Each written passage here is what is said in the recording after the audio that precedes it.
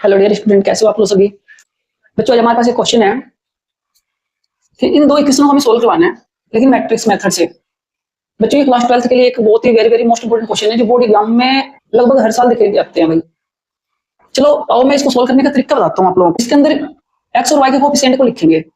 मतलब first column में x के कोफिशिएंट आएंगे 1 2, सेकंड कॉलम में वाई के कोफिशिएंट आएंगे, ठीक है।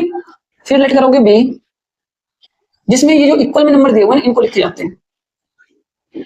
लास्ट में लेट करते हैं हम एक्स, और इसमें भाई एक्स वाई को नोट करते हैं, जो कि कॉलम में लिखे जाते हैं। अब बच्चों हमने देखा कि ए और एक्स जो है ना, ये दोनों मल्टीप्लाई में और इक्वल टू में क्या है भाई, नाउ ये बन गया हमारे पास ए एक्स इक्वल टू बी। जब एक्स की वैल्यू निकालोगे तो आ जाएगा बी अपॉन में ए, जिसको हम नोट डाउन कर सकते हैं ए इनवर्स बी से। मतलब यहां से हमें कुछ सीखने को मिला क्या, कि जो हमारे पास ए की वैल्यू है ना, इसका इनवर्स निकाल लो। जब इनवर्स निकाल लोगे तो बी से मल्टीप्लाई करवा देना, एक्स की वैल्यू आ जाएगी। चलो अब हम जो सोल्व करवाएंगे ना भाई, वो ए से ए इनवर्स निकालने के लिए सोल्व करवाएंगे। कैसे करोगे भाई, अब करो। सॉल्यूशन के लिए हमारे पास आ गए भाई 1 2 2 5। सबसे पहले तो इसका डिटरमिनेंट निकालो भाई। 2 का मल्टीप्लाई 5 से कराओगे तो सॉरी 1 का मल्टीप्लाई 5 से कराओगे तो आ जाएगा 5। और जब नीचे से ऊपर मल्टीप्लाई करवाता था हमें पता कि एक बीच में माइनस लगता है, तो ये 2 2 जा 4, ये क्या आ जाएगा 1।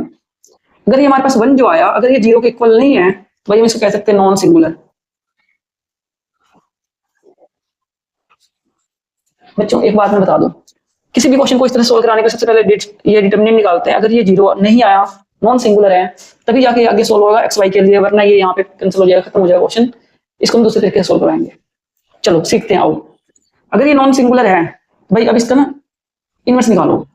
जैसे कि हमें पता है इनवर्स निकालने के लिए हमें कोफैक्टर निकालना पड़ता है भाई। कोफैक्टर कैसे निकालते हैं, तो ए इनवर्स। देखो कोफैक्टर निकालने के लिए पहले हम ये निकालेंगे A11, first row first column क्या आएगा 5, तो इसके यहाँ पे क्या लिखोगे भाई 5।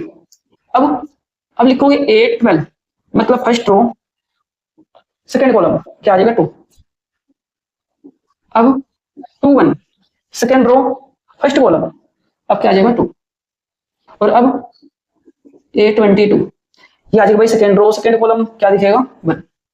लेकिन बच्चे ये जो हमने निकाला ना, ये माइनर है। कोफैक्टर कब बनेगा, जब हम इनके रो और कॉलम को प्लस करा के साइन चेंज करवाएंगे। 1 और 1 मिलकर 2, चेंज नहीं होगा। 1 और 2 3, ओड नंबर है, चेंज हो गया। 2 1 3, ये ओड नंबर चेंज हो गया। ये हमारे पास रह गया भाई, हमारे पास जो निकल के आया ये आ गया एडजॉइंट ऑफ ए, ठीक है। और अब इसको ट्रांसपोज करा दो। एडजॉइंट ऑफ ए ये बन गया 5 -2 और 1। क्यों, रो को हमने कॉलम में लिखा, फिर भी फाइंड आउट होगा। अब जो हमारे पास एडजॉइंट निकल के आ जाए तो भाई अब क्या करो, इस फॉर्मूले पे रख दो।